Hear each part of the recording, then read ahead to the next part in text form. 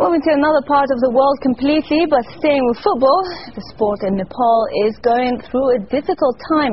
Domestic league is only just restarting after a 2-year suspension, and the national team is ranked down at number 173 in the world, sandwiched between the Seychelles and Bangladesh. But football is still the most popular sport in the country, and there is now a concerted effort amongst both the men's and women's game to put the bad times behind them. Here's Andy Richardson with the latest of his special reports from Kathmandu. As world footballing outposts go, this is right up there. Welcome to Nepal's Durand Football Club, a ground where the fans get to see the players changing as well as playing in a country where football is the #1 sport. Football is very popular in Nepal. Everyone loves to play football and everyone loves to watch a good football match. I love football. I sleep football. I die football.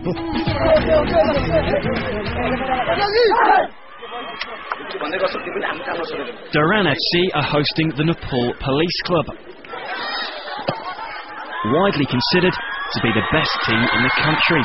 These days, a pre-season match like this, indeed just about any match, is one no committed fan would dare to miss. While Nepal was going through the political upheaval that saw it change from being a monarchy to becoming a republic, football was also going through its own particular crisis. Two rival football associations were battling for control of the game. It resulted in a split amongst the clubs and the suspension of league football for close to 2 years. It's only very recently that tournaments like this have been able to restart. As ever, it was the innocent bystanders, the supporters and the players who were hardest hit. Now at last, some new fans can get to see what all the fuss was about. Politics should never interfere with football. When football was suspended, it was terrible. We were all desperate to watch a match. Whatever the situation was, football shouldn't have been stopped. It shouldn't be politicised and the government shouldn't interfere. Regardless of any political or economic situation, football has to continue. My son is playing today.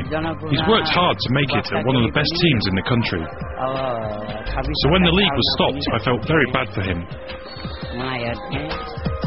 Ananta Thapa is captain of the Nepal Police Club.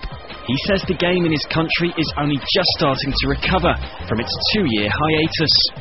That was really frustrating. All the players, they were really frustrating. They really wanted to play. All the players from our country, they really want to play. They are the people of our country, they love football. There is a football in their blood. They want to play football, but the situation was very terrible.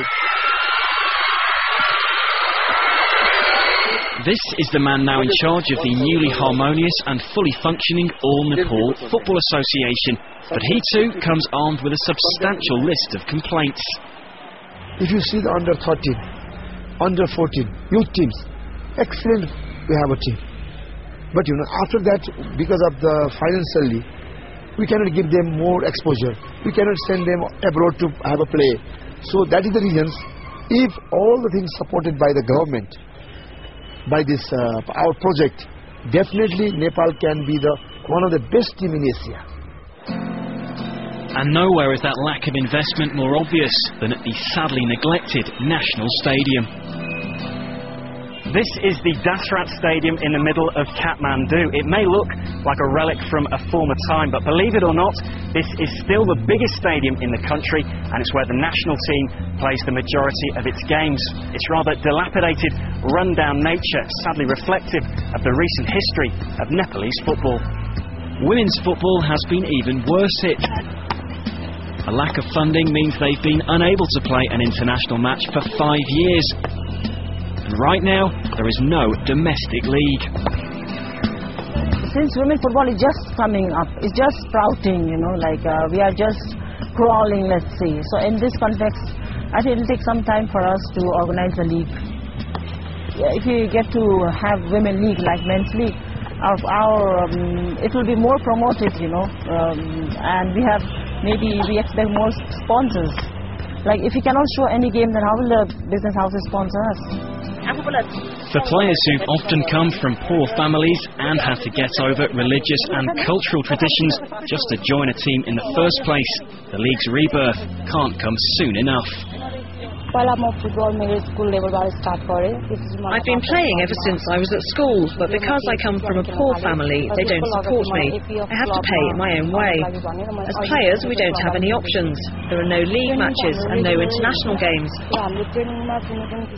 But the training goes on all year round, come rain or shine. If a league and more matches are organised, then I'll stay in football.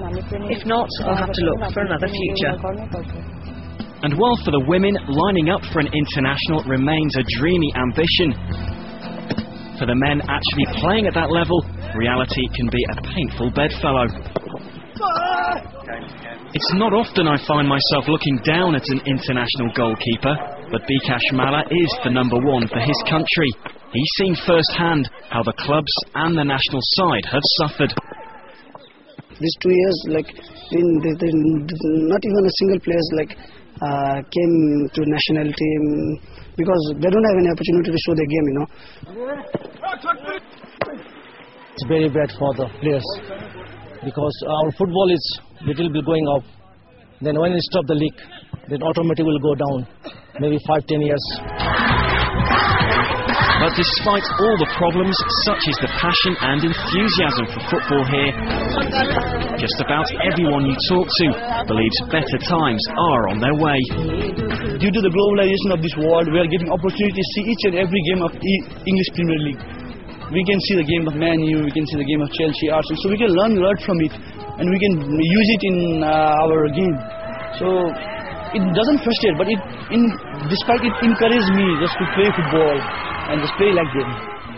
We say it's never too late.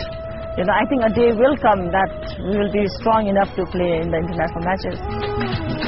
For the men to have a flat pitch to play on, for the women to have a league to play in, and for the fans to have regular games to watch.